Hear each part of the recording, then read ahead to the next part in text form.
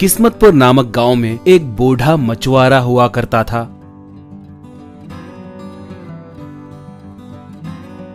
उसके दो बेटे थे। उनका नाम ढोलू और भोलू था। उनके शादी होकर बच्चे भी थे। तीनों मिलकर तालाब में मछलियां पकड़कर जीते थे। पकड़े हुए मछलियों को बाजार में व्यापारियों को बेचकर पैसे कमाते थे। ढोलू दिल का बहुत अच्छा था, मगर भोलू बहुत स्वार्थी और धोखेबाज था। थोड़े दिनों के बाद उस बूढ़े मछुआरे की तबीयत खराब हुई। उसने खाट पकड़ ली, आखिरी सांसें गिन रहा था। वो एक बार बेटों से, बेटा, मैं और ज्यादा दिन नहीं जीऊंगा। मेरे मरने के बाद आप दोनों मिलजुल कर खुशी से रहना, कहा। भोलू तब, खुशी से जीने के लिए तुमने हमारे लिए करोड़ों रुपए कमा कर रखा है क्या? वो नाव और एक जाल के अलावा तुमने हमारे लिए क्या ही रखा है? बड़े बड़े बातें कर रहा है, कहा। ढोलू तब, ऐसे क्या बात कर रहे हो? ये गलत है, जुबान पे लगाम दो। पिताजी जितना कर सकते थे उतना किए, क्या वो बस नहीं है? कहा।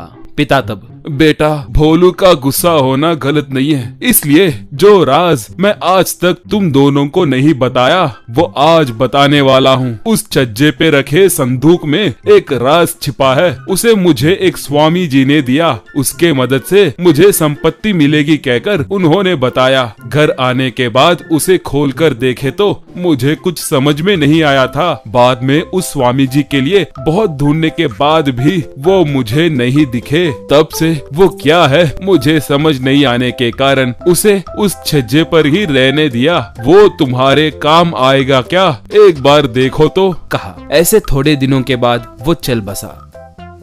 बाद में दोनों मिलकर उस छज्जे पर से उस पुराने संदूक को नीचे उतारकर उसे खोले। उसमें एक मछली का खिलौना और किसी भाषा में लिखा एक तांबे का पर्ण मिला। वो दोनों उस भाषा को समझ नहीं पा रहे थे। दोनों मिलकर गांव के बाहर मौजूद स्वामी जी के आश्रम को गए। वहाँ पर स्वामी जी को नमस्कार करके वो संदूक निकालकर उन्हें दिखाते हुए उसके बारे में पूछे। स्वामी जी उस तांबे के पर्ण पे लिखे अक्षरों को पढ़ने लगे तो दोनों बहुत उत्सुकता से देखने लगे। उसे पढ़ने के बाद स्वामी जी, इस पर्ण पे देवनागरी लिपि में लिखा है। इसमें लिखे हुए प्रकार उस मछली के खिलौने को पानी में डाले तो सैकड़ों सोने के मछली के पुतले बाहर आएंगे। उनमें से आधे मछलियाँ आप रखकर बाकी के आधे मछलियों को गरीब लोगों में बांटना होगा। जिस दिन आप ऐसा करना बंद करोगे उस दिन आपकी संपत्ति पूरी गायब हो जाएगी, कहा। दोनों उन्हें नमस्कार करके उस संदूक को लेकर घर को निकले। अगले दिन दोनों उस मछली के खिलौने को लेकर नाव में तालाब के बीच में गए। वहाँ पर रुककर उसे पानी में फेंके। बस थोड़े सोने के मछलियाँ पानी से उछलकर उस नाव में गिरने लगे। उसके बाद वो मछली का पुतला भी आकर नाव में गिरा।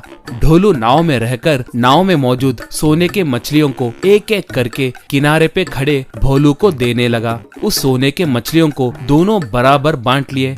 उन्हें बेचने के बाद मिले पैसों से दोनों एक बड़ा घर और एक कार खरीदे।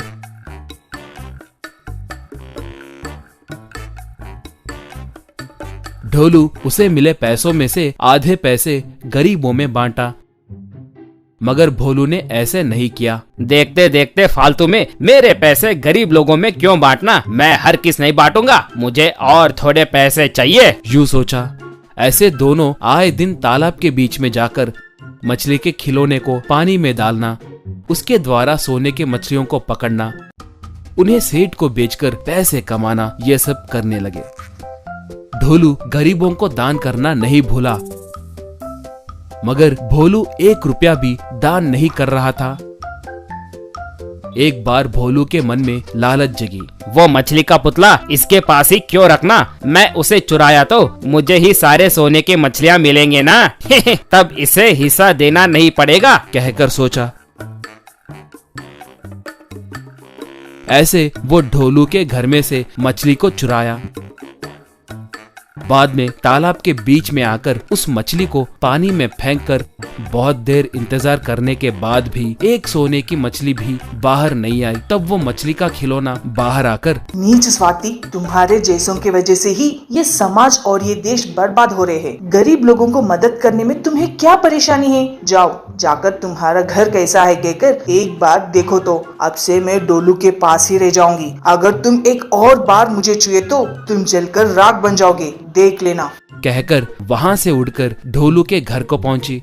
भोलू आकर देखा तो उसका घर और कार सब गायब हो गए थे, सिर्फ उसकी झोपड़ी ही बची थी। उसे देखकर वो सर पीटने लगा। ढोलू। नमस्कार दोस्तों, स्वार्थ अच्छी बात नहीं है कहकर बताने वाली ये कहानी आपको अच्छी लगी तो कृपा करके लाइक मारकर आपके दोस्तों को शेयर भी कीजिए। उसके साथ साथ हमारी कहानी कैसी है कमेंट